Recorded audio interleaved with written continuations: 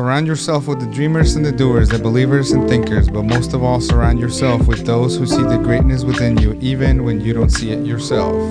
Welcome to Dreamers and Doers with your host, Marco Rosales. And today, episode 10, we have a superstar, a self-made entrepreneur and custom clothing expert, dreamer and a doer, Ryan Hammonds. Welcome to Dreamers and Doers. Thank you so much. Wow, Okay. Important. Man, thank you for coming out today. Thank you for making time. Absolutely. Sounds like a whole lot of fun. Oh, it is. So when I first started this podcast, I was thinking about, okay, so the lineup, who should I have? I asked my brothers and everyone I asked, everyone is like, yeah, you gotta have Ryan. You gotta have Ryan come out, and but here we are finally. So I just wanted to say, you make some awesome, your brand, it's amazing. I love the quality, love the, but before we talk about that, could you tell us a little bit about yourself, who the man behind the business, your story, how you got to where you are, your humble beginnings. Sure. Yeah, absolutely. So the brand that of the company that I own, R. Douglas, is my first initial, Ryan, and my middle name, Douglas. So that's what the brand is. But R. Douglas is a custom clothing company, for those that don't know, and we manufacture custom tailored garments, primarily business apparel and formal wear. We wear these type of garments to church as well. So it's very practical for me to get into this. But it started out of my own need for tailored clothing. My build and such wasn't, it was difficult for me to find things off the rack that met my needs and regular church attendance. So I needed something that would work for me. So that's kind of how R. Douglas started. I didn't have a business plan that kind of forecasted, this level of success or this type of business model. But so you would go to the store, and then everything was too big, or too much fabric, or it just, there's a point to where it just doesn't look nice. It's just off the rack, just cookie cutter. Right. And that's when, how long did it take? How old were you? Or yeah. So I'll go back a little bit earlier. So I was born in Michigan. So I wasn't born in California. I was born in Michigan. And at the age of 6, we moved to California. But even at a young age, I was always involved in fashion or clothing brands. And so even at 9 and 10 years old, we have home videos at Christmas time where I'm looking at the brand label on my garments, Oh, it's Tommy Hilfiger. Okay. Or it's Guess. Or it's something else. I don't like it as much. What were your favorites? Well, in elementary school and then middle school, they called me Tommy because I like Tommy Hilfiger. So that was my nickname. But Guess, I had a lot of Guess, in the 80s and 90s. Guess was really popular. So I always had an inclination toward, fashion, lifestyle, and such. So it's kind of not a surprise that I found myself where I am now and involved in the fashion industry. But my mom is very creative, as is my dad, but my mom would make my clothes when I was young and things like that. So there's some influence from there that kind of caused me to head this direction. But yeah, the actual R. Douglas brand started out of my own need for tailored clothing. They weren't making slim fit suits at the time. And my build, I was 23 years old, so I wasn't really excited about shopping in the boys section. Oh, it's for my little brother. Yeah, what are you talking about? Yeah, it's for my little brother. But I will say that Nordstrom boys section was the best for tailored suits. But I was in my 20s, so that didn't really make sense. And then menswear, this 36 regular was still too big on me. So, and back then they were pretty standard size ranges. Now they have tailored and athletic fit and everything. But yeah, that's where it started. Started out of my own need. I never saw it getting beyond the immediate of making clothes for myself and my friends and family. So yeah, that's what kind of, I was always just, man, what my brothers, Luis and Sal, they were the ones I was like, oh man, we're moving to California, blah, blah, blah. And then once we were here, like, that's all they would talk about. They're like, man, I'm going to buy our Douglas, And I was like, what's the big deal? Like, why, what? No, I'm not paying that much. But now,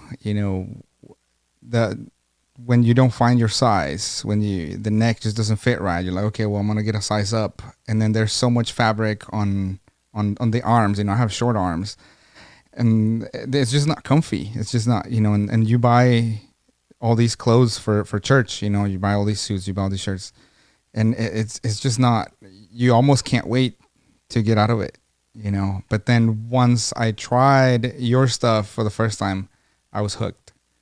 I was like, it's comfy, it looks really nice, and it's made for you. So I see where, the love for it, for custom stuff, started for you. But tell me a little bit about more about going from the idea of starting the brand or filling that need, when you started. Sure. Well, it was obviously an interest of mine. So pursuing my interest was,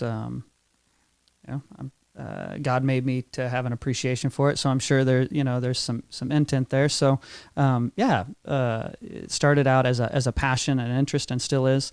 What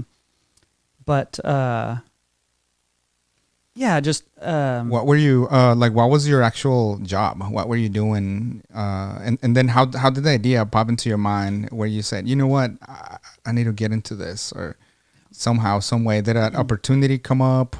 Or did you meet the right person, or God just put something in your heart and you just went after it? How did that unfold?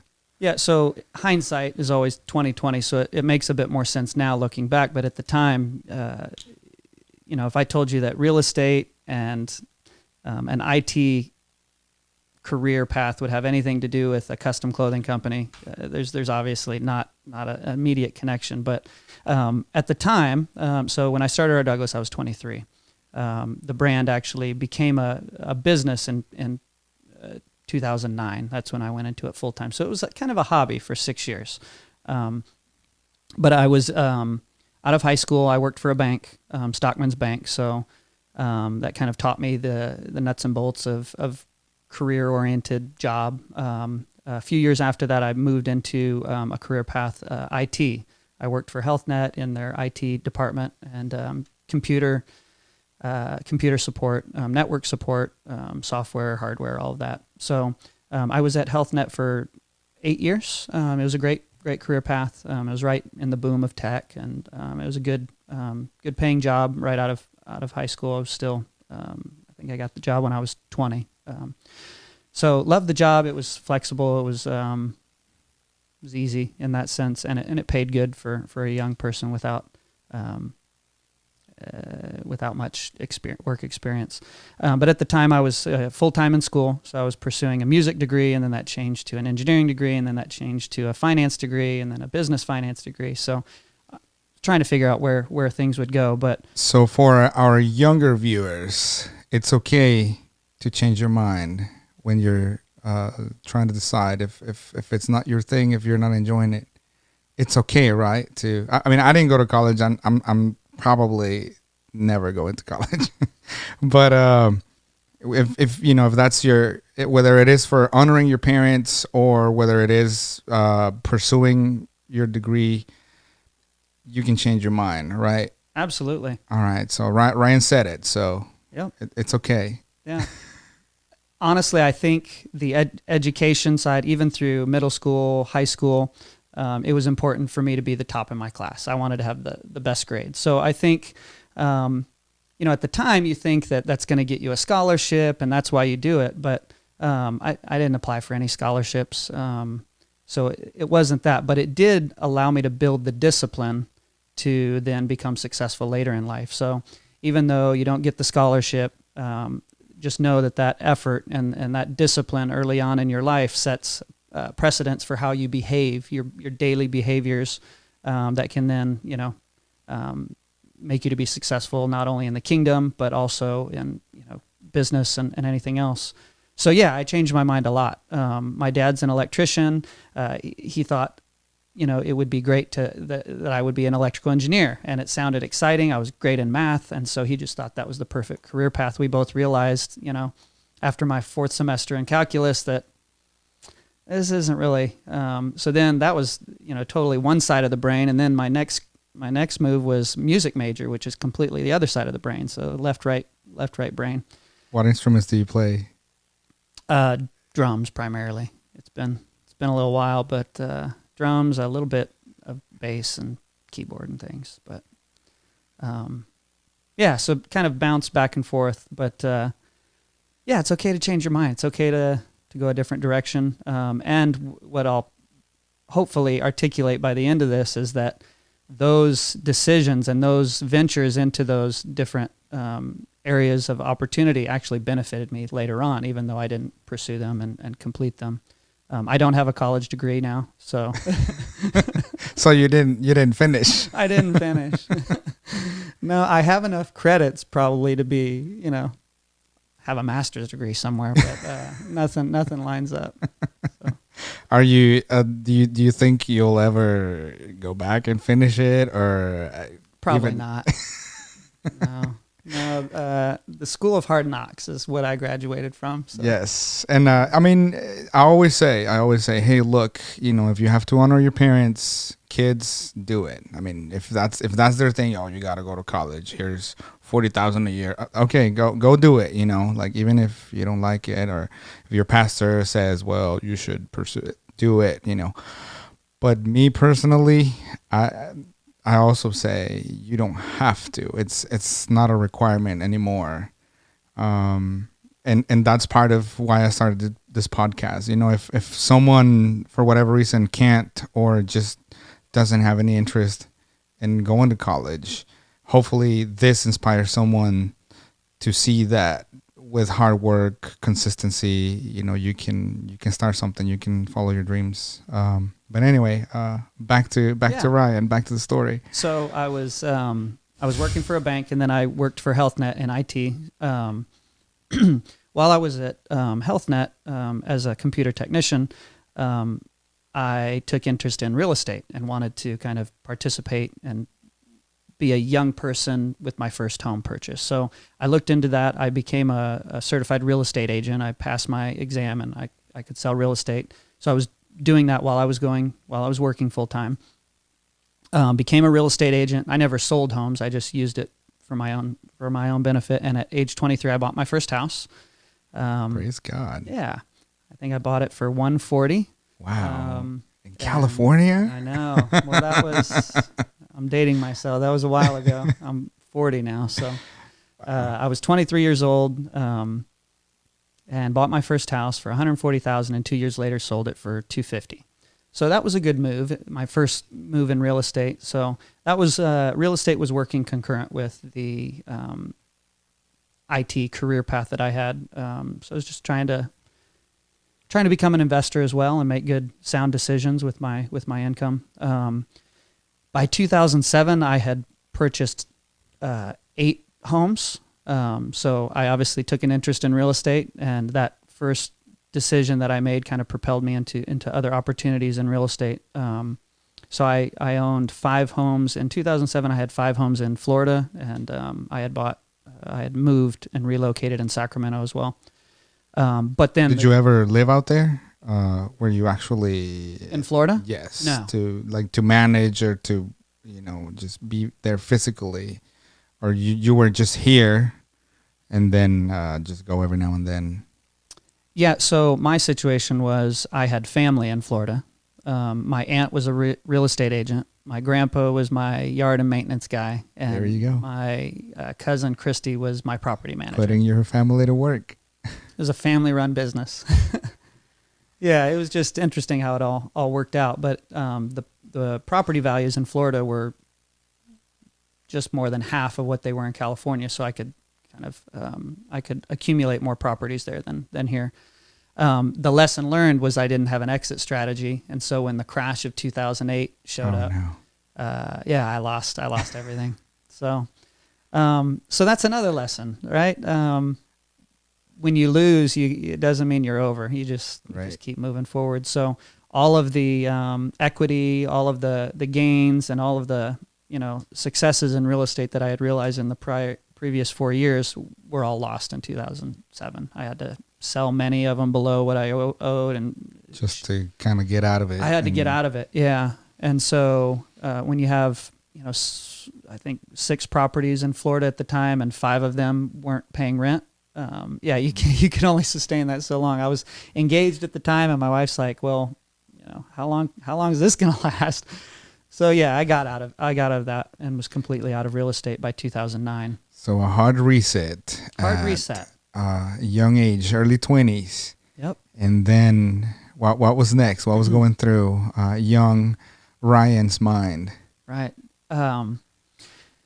So I can honestly say that our Douglas business started out of my failures in real estate. So had I not failed in real estate, had that crash not happened, I probably wouldn't have started our Douglas. So it was a point where I was kind of lost everything that I had worked for the past few years, and decided, what do I have to lose? I had our Douglas was kind of on the side. Like I said, in 2003, it was something I did for a hobby, and had always played with the idea of making it a career path. And so, 2009 is when it happened.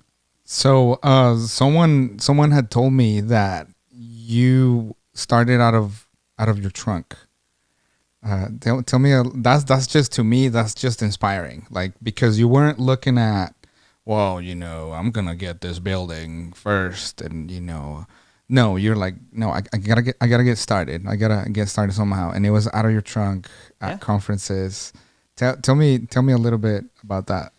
So when I started our Douglas officially, it was April of 2009. We were married for just a couple months. We were married in February.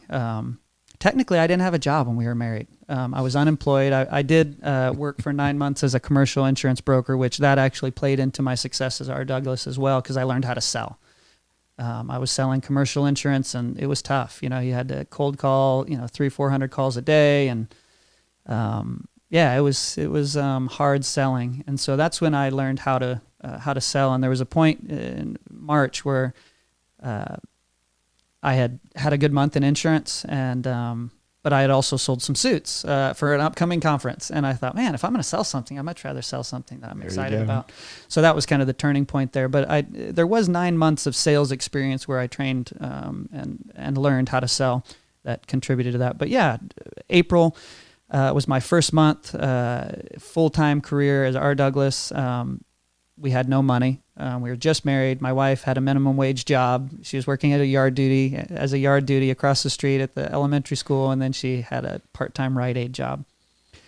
So I had to make something happen. I didn't have the funds. I didn't have the resources to, like you said, secure a lease or I had no income, so I just had to make things happen. In a nutshell, you don't have to start big. You just have to get started. Just start. Eventually things will work themselves out. But yeah, I had to prove to myself that I could do this, and I wanted to do it with what I had. So yeah, I had a Honda Element that made sense to fit suits in. So I built this extra rack in the back so I could hang 2 long racks. And at the time I lived in my sister's home because I was out of real estate at the time. And there was only one functioning room in that house because she was remodeling it. It was all torn up, and she gave me a good deal to rent, the house for a few months to get started. And so I was in the front bedroom, which was the only room in the house that was functional, and I was cold calling. I started with the lobbying directory because I thought, there's a strong political presence in California. So as an entrepreneur, you have to, if you're selling a product, you have to identify your target audience. Who do you want who are you selling to? Who are you selling to? And for me, I knew there was different industries I could sell suits to, but I wanted to start with the strongest, the biggest return on my investment being my time. So that was the political group. So and then working your way down. Yeah. There's something called the prospecting pyramid, and you want to start with the most profitable. Most profitable. Your ideal customers. Yeah. So they had the incomes that could meet this, but it was just interesting that I'm in this situation with no resources, telling them that I am, the leading custom clothier. And so, got a few people to buy into it early on, and I had a 10 suit a month goal. So I started with, it wasn't even a sales volume because I didn't really even have a grasp on my margins or my price points or anything. So I wanted a 10 suit a month goal. And I think I sold 10 suits my first month. So then it was setting new goals. But that's how I started. I would set my calendar, and I would drive all over town, and I had a little suitcase with my fabric swatches. I would meet them in their office. I'd measure them up, and then a month later I'd deliver their suit to them. That was the hustle, finding the customers and then getting them to buy into it. And then what was the next phase? When did you know it was time for the next big thing? Yeah. So I mean, there was a lot. There's a lot to business ownership other than just the sale. I had to make sure the product was adequate and met the expectations. So working with the factory, I would work from 8 a.m. till 8 p.m. On the front end of the business with the customers and trying to generate the sales. And then from 8 p.m. till 2 in the morning, my manufacturer was overseas. So they were coming online at 7, 8 p.m. My time was their morning. So I'd work into the night submitting the orders and making sure production was done right. So there were a lot of nights my wife fell asleep at my feet on the floor while I worked till 2, 3, 4 in the morning on orders. But once I had some momentum there, I realized my time and my ability to get across town would limit my sales. There's only so many appointments you can fit into a day. And so if I wanted the business to grow beyond where it was, I had to either secure additional staff, or I had to locate in a central location, and then you could potentially, double your volume because you're not spending 3 to 4 hours a day driving between locations. So it was a scary step in 2000. It was 2012 when I occupied the Sacramento showroom and committed to a 1,500 square foot lease. It was a short-term lease, 3 years, but for me that was like eternity. Yes. Man. When is the first time the thing going through your mind, like, am I gonna make the rent? What if?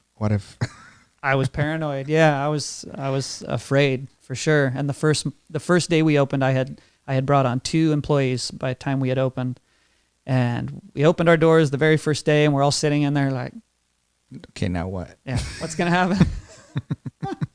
Are we gonna sell a suit? I have no idea. How was the because things have changed just in the past few years, but back then, how was the online, your online presence versus now? Because now, you're killing it with Instagram and all these reshares, and we'll get into that later. But I know, there's politicians, there's UFC fighters, basketball players, and then you get those shout outs, and then all their homies. Hey, I want Art Douglas too, But back then, from zero with nothing, social media and the internet was not what it is today. Right. So how was the whole marketing? How was that picture back then? Yeah, well, for the beginning of our Douglas, it was old school sales and marketing. It was us picking up the phone and calling someone. I didn't have any money to spend on marketing, so I didn't have these large marketing campaigns. Our advertising budget was zero. So it was all phone calls and word of mouth. So word of mouth really built us from 2012 on. Most of it was word of mouth because especially in the political arena, everyone's, interacting with one another. And so so a lot of word of mouth. We would make, and we still do, a free custom shirt if you send us a referral and they buy a suit. So I think at one point we had the Speaker of the Assembly send us like 8 assemblymen, and so we made him a suit. Hey, y'all. So go to Ryan, buy a suit, tell him I sent you. Go link in the description. I need more. I need more of these. All right. Yep. There we go. Let's do it. So yeah, just the basics. Instagram and all that came along later. As I mentioned, I was in IT for 8 years, so that technology experience and computer programming, I was a certified systems engineer and everything through Microsoft. So I had some technology background that allowed me to build our database. That's an important part of our Douglas, because in a custom suit, there can be 300 bits of data. Everything from your measurements, all of your measurements, to your styling, to your buttons, to your stitching. There's a million details that go into one garment. And if we get one of the items wrong, then the suit's wrong. And we got to start over. So being able to collect all of that data accurately, our database that we built was very, very specific to that, and really accommodated all the styling. So that played in for sure, the technology experience. So yeah, just we got into the store in 2012, and for a few years we were able to double our volume, just doing things right, giving good customer service, and having a great service that people appreciated.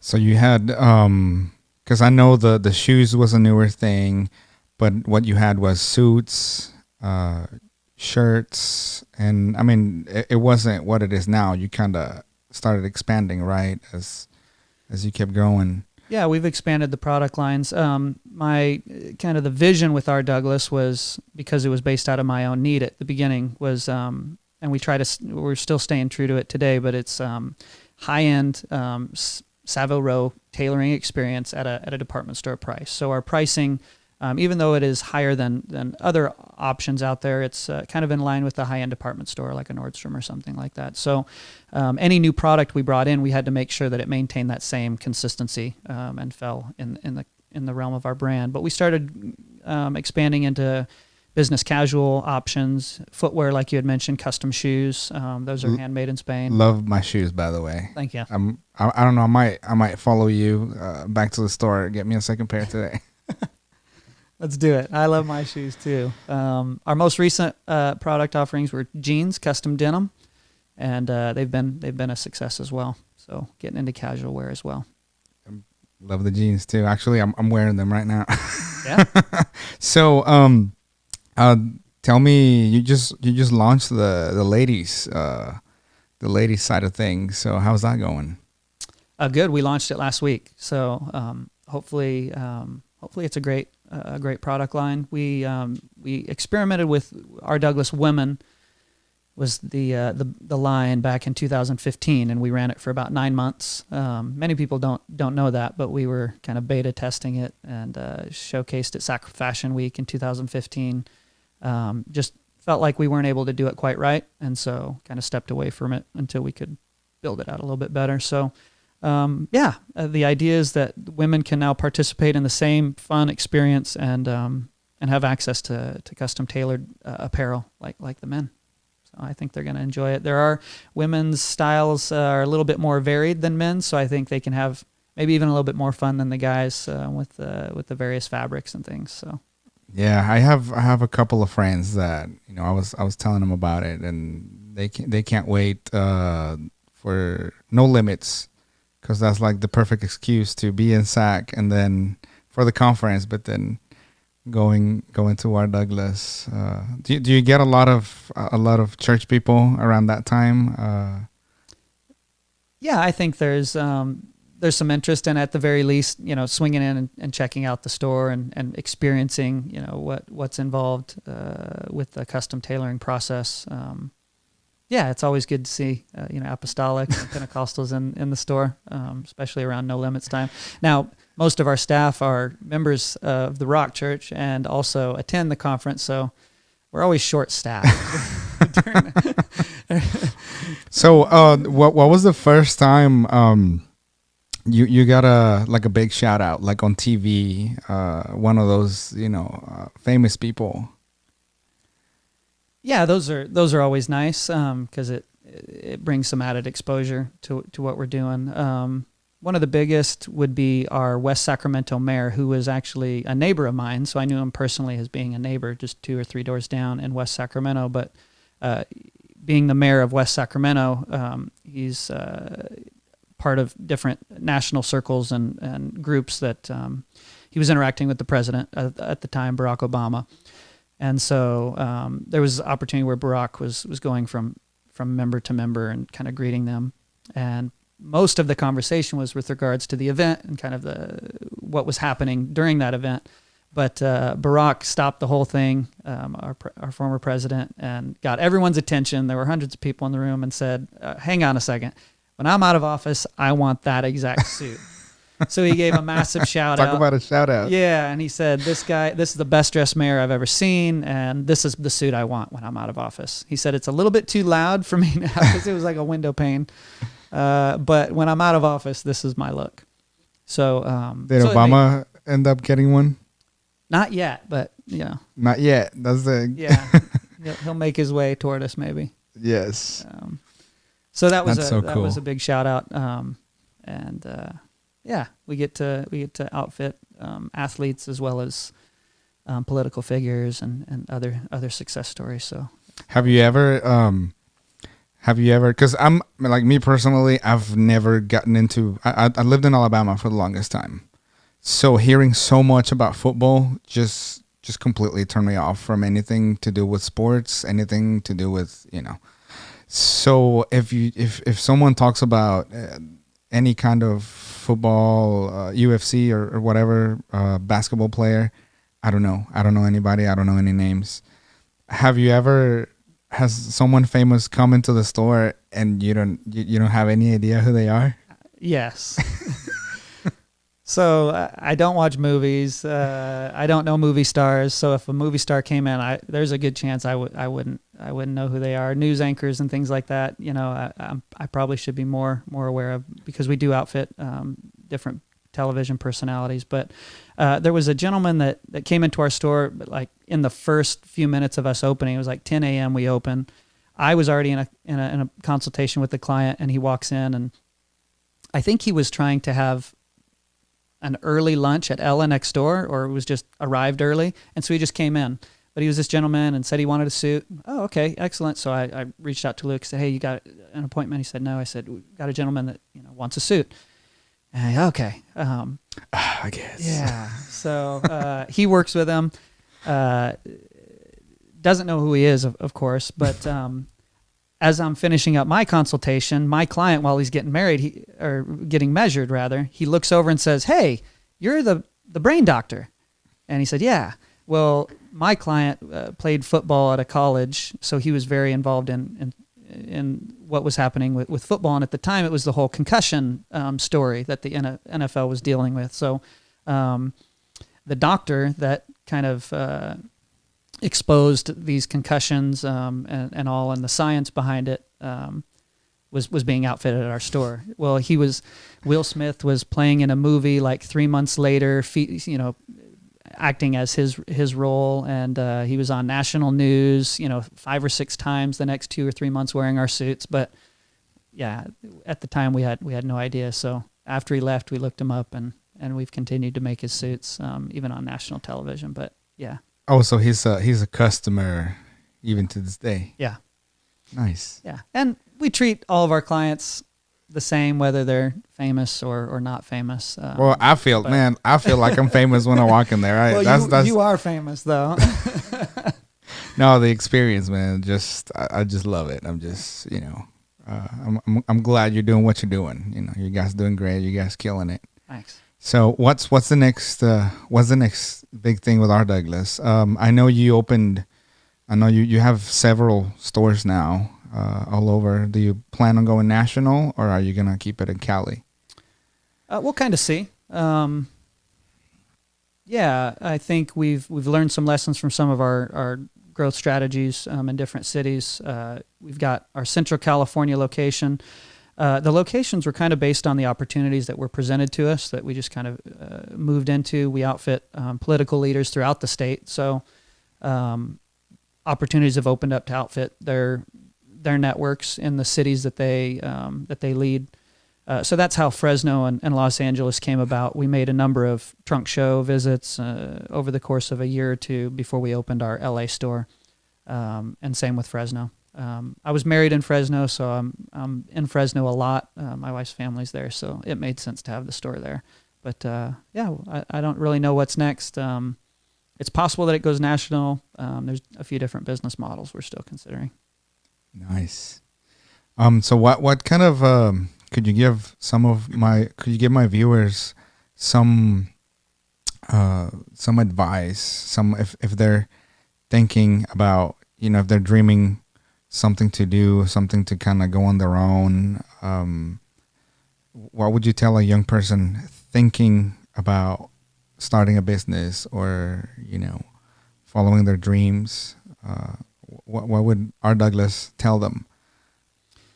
Yeah, well, if you want to be an entrepreneur, my first reaction is you need to embrace the hustle and the work, because if you're not willing to put in the work, it's probably not going to be a success. There's nothing easy in entrepreneurship. Carving out something new, entrepreneurship's not for everyone. There are some benefits. There's some downsides. Flexibility can be an upside, but flexibility can be a downside. There's days that I work 20 hours in a day to accomplish something, and there's not much flexibility in it. My business will fail if I don't. But then there's other times that you do have control over your schedule. So it can work to give you flexibility as it relates to ministry or family or other priorities that you have. But it does require being consistent. Even R. Douglas has had a number of highs. It's had a number of lows. More lows than highs probably. So being able to weather the storm and the lows and kind of see through the present situation into the future.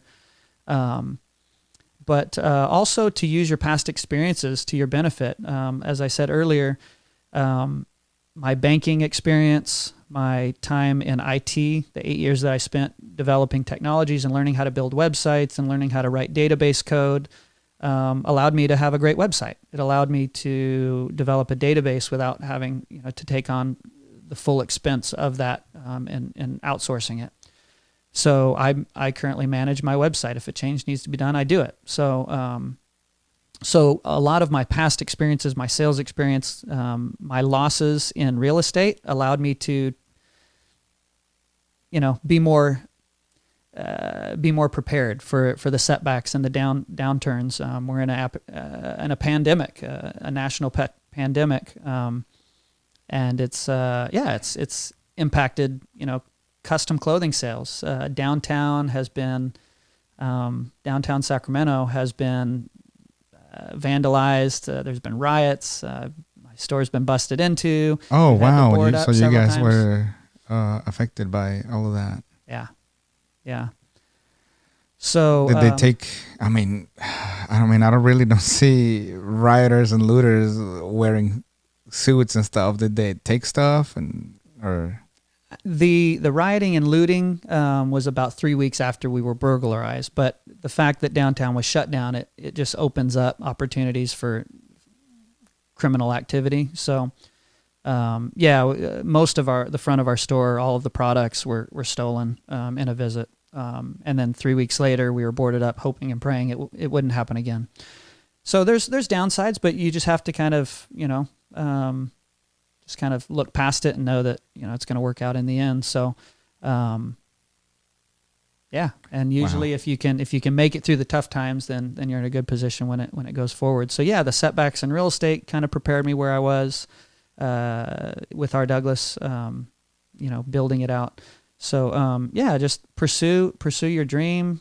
Even with the setbacks, just keep going at it. You have to believe that it's possible. If you don't believe it's possible, you're kind of spinning your wheels because you probably won't get to it. But, it's a fun journey. It's, especially entrepreneurship. I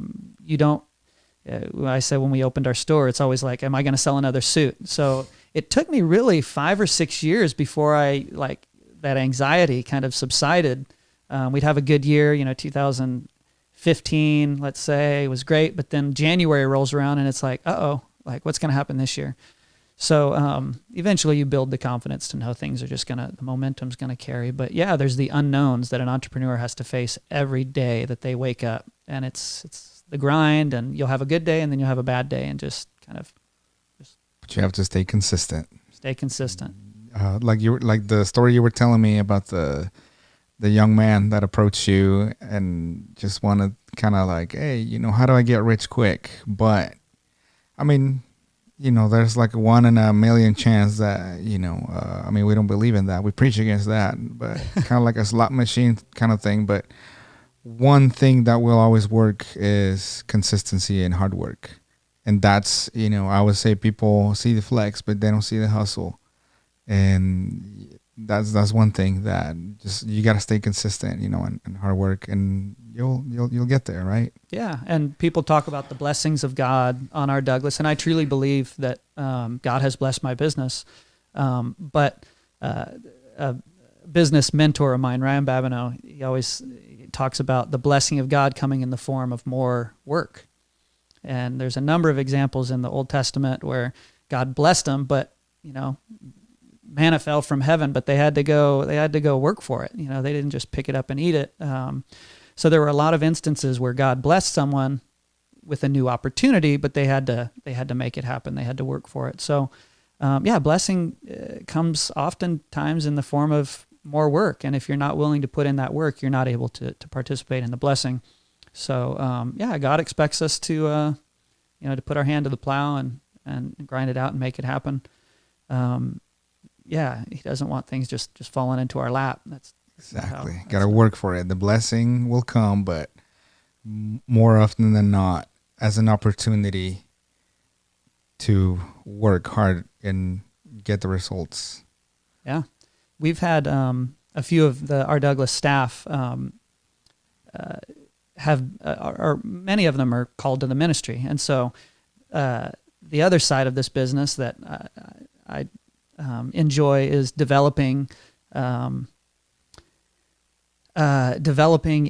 the team certain abilities and certain skill sets to minister. And so I was talking with Ben Rodriguez, who is a traveling minister now and a missionary.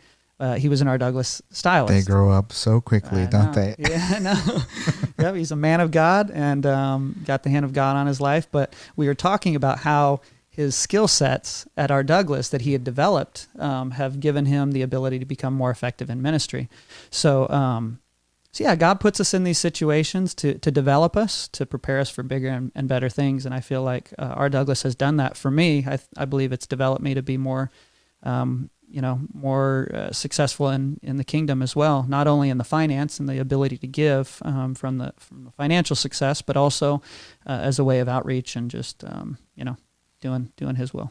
And then freeing you up, when you have your own business, it frees you up to be more available. And are you still doing that? Because I know for the longest time, I'm gonna go see the media team, and there's Ryan up there in the crow's nest. Are you still doing that? Are you still the media, the video and live stream, that kind of stuff? Communications director is my role, but it's allowed me to use some of my strengths and skills that I've developed over the year in IT and such to help the kingdom and video live stream and our website and communications and our Easter drama production when you and I work together there as well, and marketing. Marketing is something that I've just kind of had to do to keep my business going. So I've learned some things. I'm not the best marketer in the world, but it's allowed me to use that skill set to make the gospel available to people, by way of our Easter drama production and just overall, Rock Church events and things, making sure people were aware of what's going on. So awesome. Now let's talk a little bit about cars. Why? I know I was like, man, that's cool. Like 2 or 3 Teslas. I was like, man, that's cool for a delivery vehicle. It's like, but then the Mclaren. Where do you even buy a McLaren? I mean, like, do you know someone, or like, how what is that experience like? Yeah, so I've been fascinated with race cars for a long time. There are actually 3 McLaren dealerships in California, but the closest to me is in Palo Alto, which is like 2.5 hours away. So it's not 6 with traffic. Yeah. It's not the most convenient if something goes wrong or you need it looked at. Wait. So things go wrong with? Have you had anything go wrong with it, or just? Not really. It's a new car. It's a 2020. I bought it off the lot, brand new. So, but just the little warranty issues that I'm detail oriented. So I just, weather stripping and little rattle noises. Race cars are not, their focus, their priority is not on the interior finishing and the cool technology and the fancy touchscreen like the Tesla. So I kind of set the expectation and built kind of the appreciation for the technology after owning the Tesla. And when I got the McLaren, they're like, we don't care about any of that. It's all about the driving experience. So there's some things that just had to be touched up. But all in all, it's a super fun car. Nice. Well, we're gonna get off here pretty soon, and I'm gonna have to hop in and catch a ride with Ryan. See what that's all about. Yeah.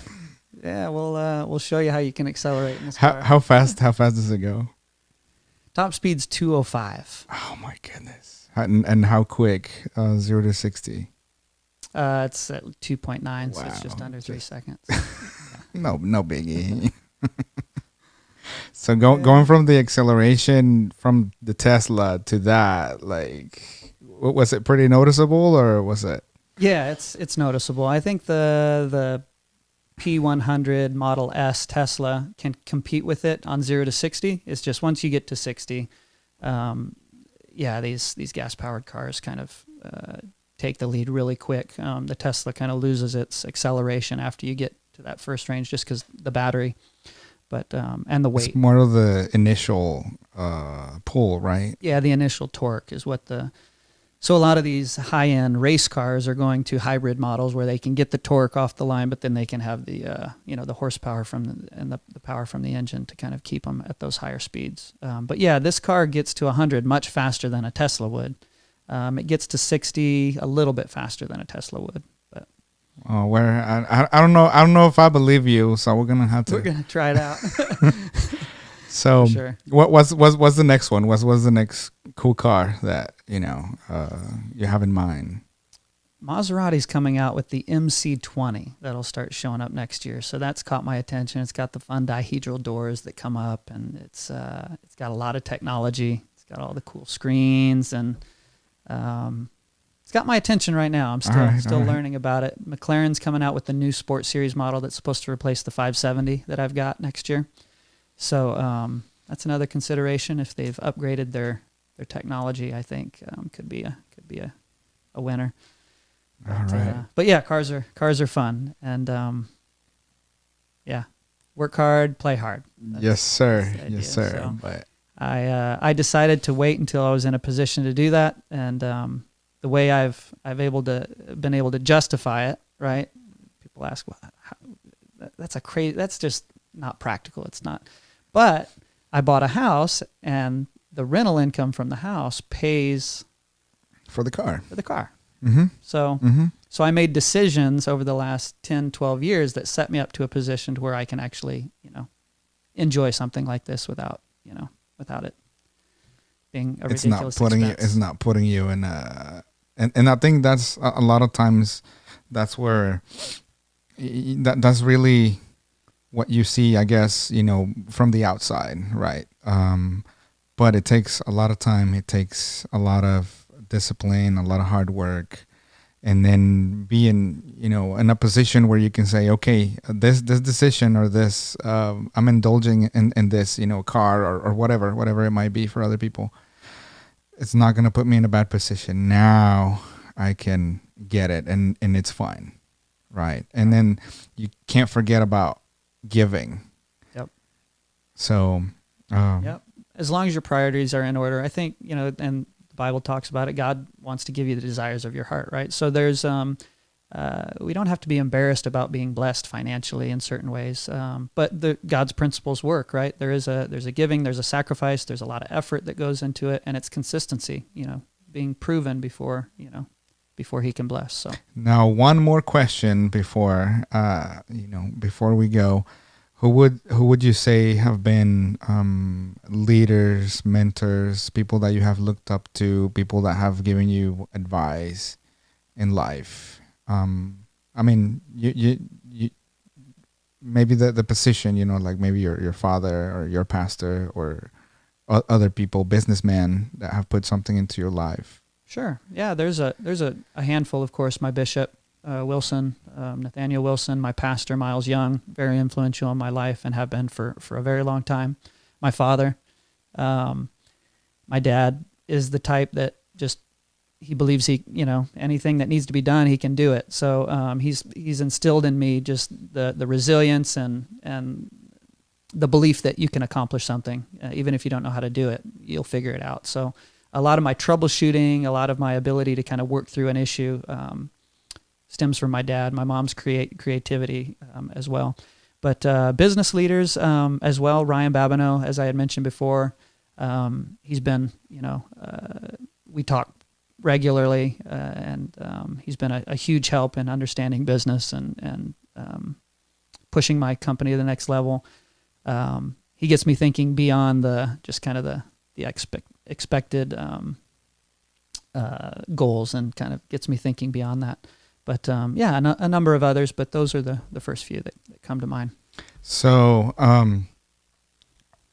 who do you want to be like when you grow up? Or what was that? Jesus. What did that look like?